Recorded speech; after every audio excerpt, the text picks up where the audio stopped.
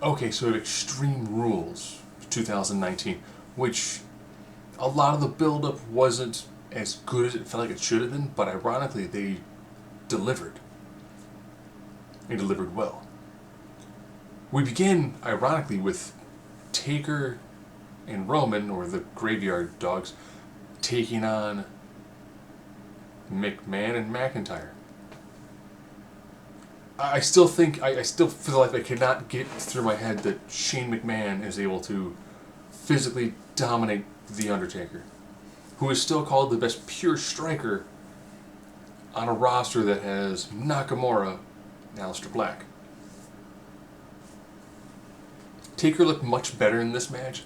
You can tell that he's handpicked McIntyre for a feud. McIntyre and Taker did a good job. It's still weird seeing Shane just dominate people. I was very glad when they decided to have Elias get involved. Good. Then you actually have two wrestlers and a non-wrestler taking on two very high-level wrestlers. Makes sense. Of course, they put Taker through a table. Roman has to overcome things. He overcomes things. Taker gets back involved. Taker ends up, putting down Shane. Okay, solid opener. Got the crowd hyped. That's what you want. Follow that up with a tag team clinic of the Usos and the Revival. Good. Let two tag teams who can put on a fantastic match just go, you know what, here you two guys are, we're going to give you 15 minutes. What's the finish? Revival retains. You guys, do it. What? Do it. Just go out there, work your style of match. Revival did pretty much old school Southern heel tactics, worked great. I loved all the misdirection. Lots of times that they would stuff the Usos in trying to get a nice big, burst, oh, we're going to do this, and this. Brilliant. I love the quick tag out of nowhere. Here's your Shatter Machine. 1, 2, 3. Revival retains. Good. We're doing incredibly well for this event. It's like, I like where we're going with this. This is good. Very, very, very good. I might get match order out of sequence, and that's okay. Aleister Black Cesaro. Oh. Two guys who went out there who had to deliver a hard-hitting match. I love when we see the non-conventional bump from strikes. When you see someone take a knee to the jaw, it should be like knee to the jaw, flat back. Seeing the corkscrew uppercut effectively reversed by a diving knee, and it's like, land on your feet, fall on your butt, crumple to the side. Yes. Because I've had my bell rung before, and you don't flat back. It's like bell rung, you kind of, and then you kind of just slowly collapse to the ground. Loved that. Loved that we saw Aleister Black working the leg. Cesaro got neutralized, doesn't matter, he worked the leg. The Black Mass out of nowhere, which again, I was like, wham! Crumple. Black into the cover. Beautiful match. Worked well. Got the crowd hyped. They both look like studs. Thank you. They did a good job building up Cesaro over a couple of weeks as an absolute monster. They did a great job with Aleister Black. It's a fantastic rollout for him. Makes him look like an absolute star. So far, we're doing really, really well. I loved for the backstage segment with the Street Profits, Bliss, and Nikki Cross. That was done incredibly well. So when you win the title, where's the party at? Nikki Cross getting really aggressive. Montez Ford being like, whoa! Just relax. So much charisma. But there's a walking off. Angelo Dawkins being like, man. So where they want to party with her? It was one of those like, this is your young, charismatic team. Montez Ford has the athleticism of like 4 or 5 guys, or 1 Ricochet. That's just Oh, those guys in Ali, once they figure out where to position them, let them do their things.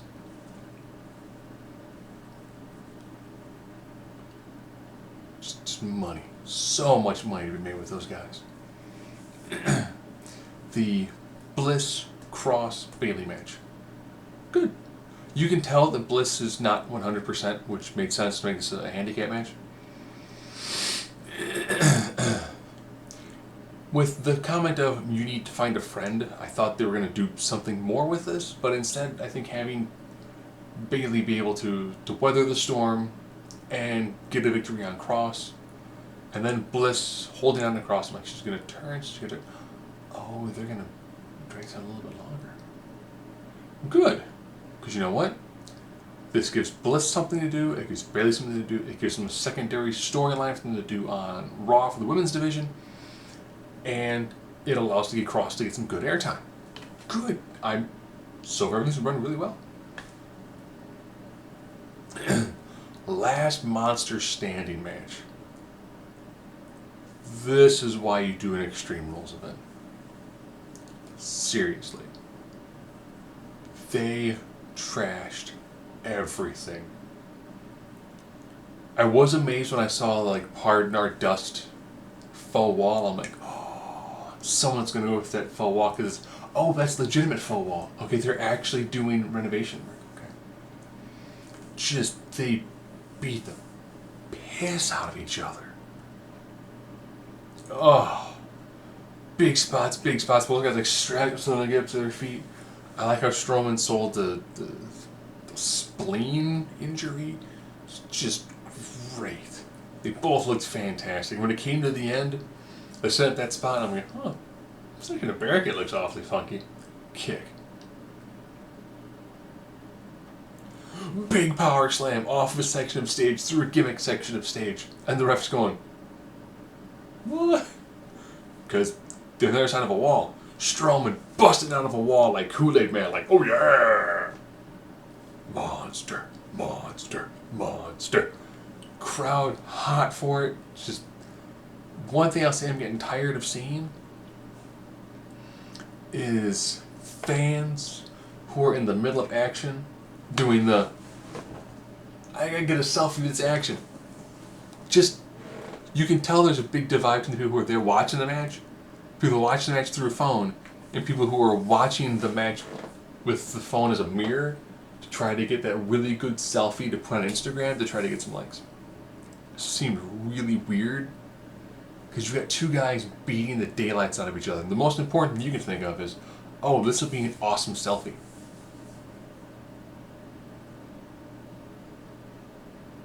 Okay. Yeah, I'm gonna slam this guy's ribs into this exposed concrete barricade. You take a selfie of that. Take a selfie of two people, you know, fake killing each other while throwing each other into legitimate objects that are designed to hurt and protect people from buildings collapsing. Yeah. Totes selfie time. Totes selfie time. But great match. Strowman looked amazing. Bobby Lashley, nothing to take off of him from that. Looked fantastic. They beat the crap out of each other. Really good match. Proper amount of entertainment.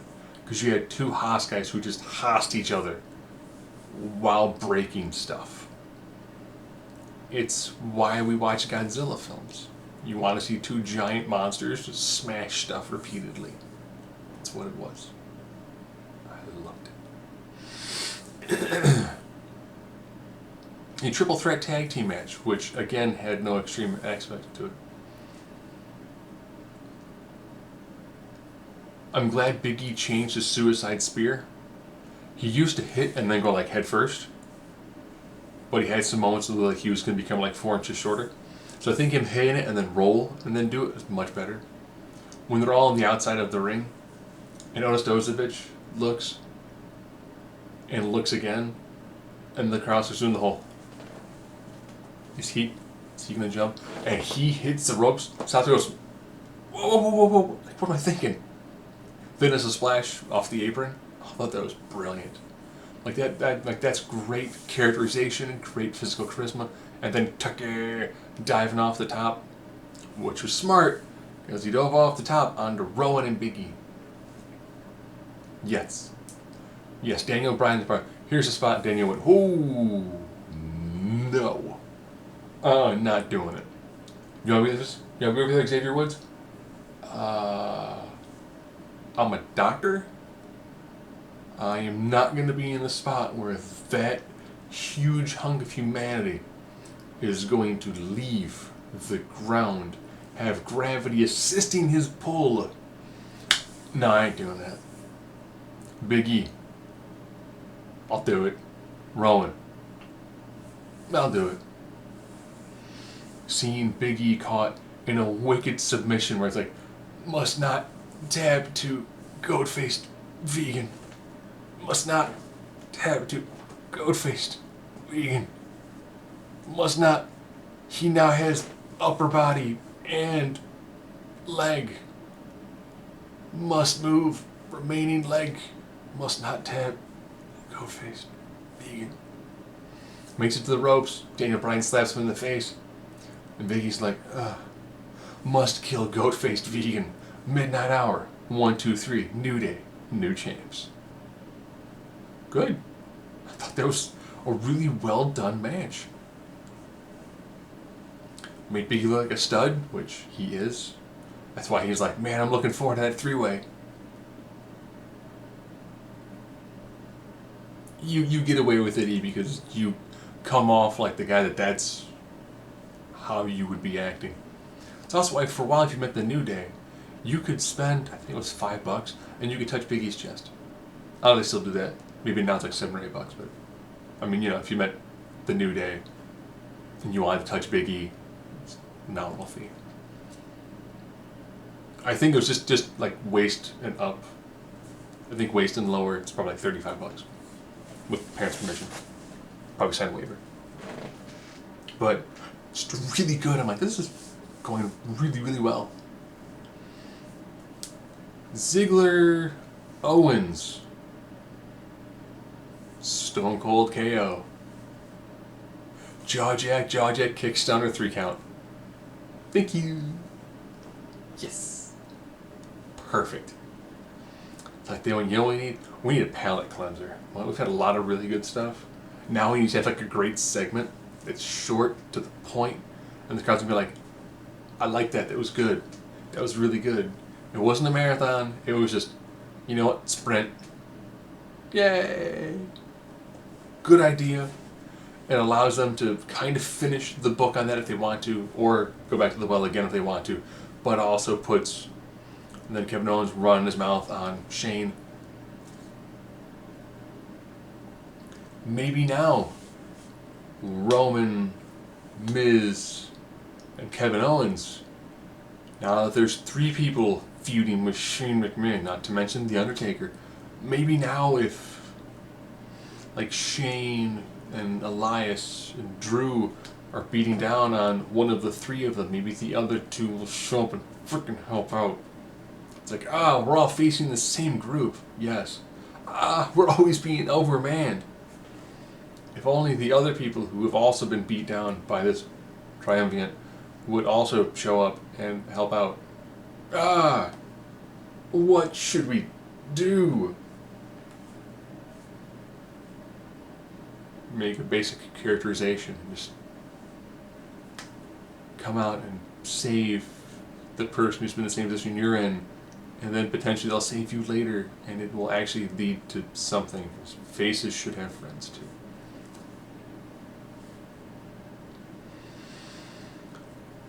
Ricochet, AJ Styles.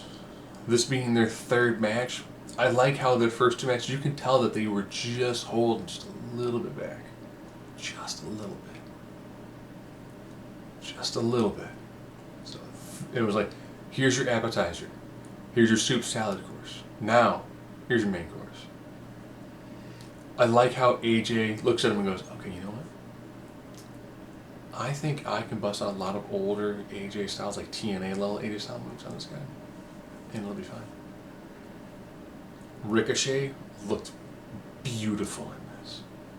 I like how they used the club for an early beatdown advantage, and then they used the club sparingly throughout the match. Having Anderson be like, oh, his foot's on the rope, ref. Foot is under the rope.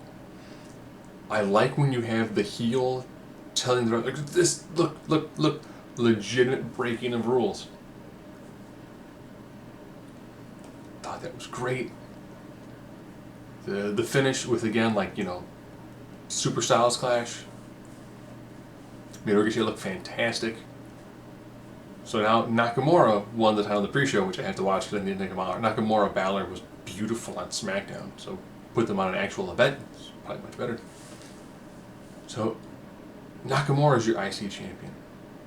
Styles is your US champion. This means we had the women's belts didn't change hands. One set of tag belts changed hands. And we still have our two big titles. And the Roman set. Joe Kofi. I like that Joe worked the fingers to basic joint manipulation. Really made me want to go, man, I want to see Joe Pete Dunne.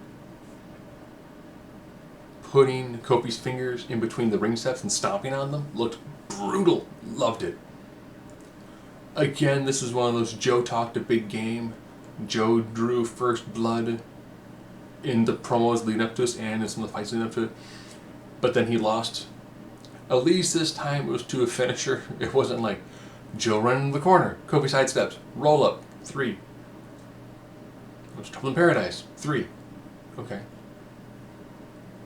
Would Lesnar pop down and take the title off Kofi? Nope.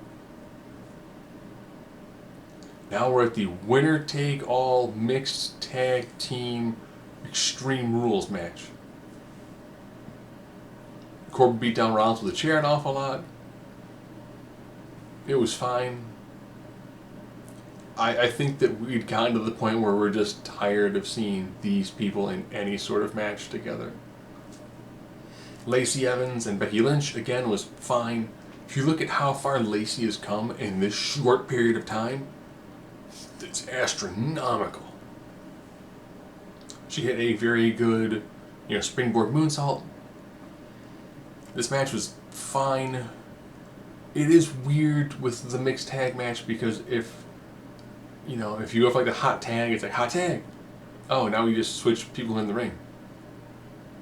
The match doesn't pick up until you get towards the finish. The stereo double choke slam, where it was, Lacey Evans hitting a nice choke slam on Becky. Baron Corbin, nice choke slam on Seth. 1, 2, no dice. Fight to the outside. We're going to double suplex Seth Rollins. No, you're not. Becky and Seth reverse the double suplex attempt on the outside.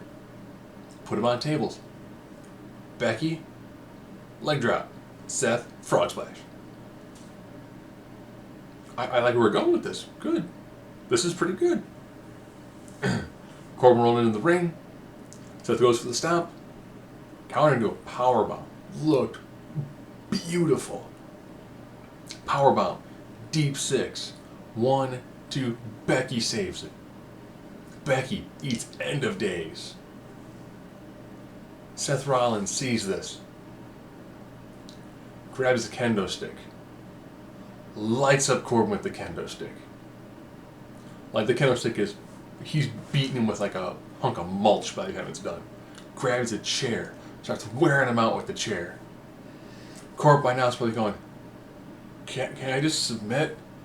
Because I'm getting blistered by chair shots. And blackout. Seth's like, no. No, not yet. Corbin. Someone get that phone? Stands up. Blackout. Seth. Not done yet. You stand up. You stand up. Hits another. By this time, I thought I was going to see Corbin's head explode like a Gallagher melon. 1, 2, 3.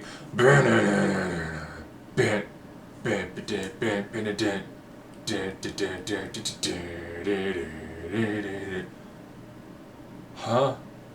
German. Suitcase. F5. Brock. New champ. Crowd. Partially excited because now Brock is cashed in. Partially pissed because Brock is champion again. They should just rename it something universal. It's the Brock Championship. He's held it more times and for longer than anybody else. I was like, okay, so that means Brock is champion going into SummerSlam, an event he'll probably work. He's on Raw, the show that Heyman's working on. Could this be the time they pull the trigger on Strowman? Could they do an incredibly elaborate match where it's Seth Rollins, Bobby Lashley, Braun Strowman, 2 other guys? Could they do a triple threat match where the winner of that takes on Brock Lesnar? Remember, no automatic rematches. Kofi retained. Okay. Who's Kofi going to take on now? Will we do Kofi Andrade? You got to build a lot of that up. Are we going to do Kofi Orton? So that way then Kofi can put a nail in that coffin and then move forward. We're actually in a pretty good spot going forward. It's just going to be exactly how do they start to rebuild pieces moving forward. But for an event that didn't seem like it should be anywhere near as good as it was incredibly good. If you're unaware, Matt, with the Evolve, I just finished the Brandy Lauren Shotski match. Oh, that chair spot was sick.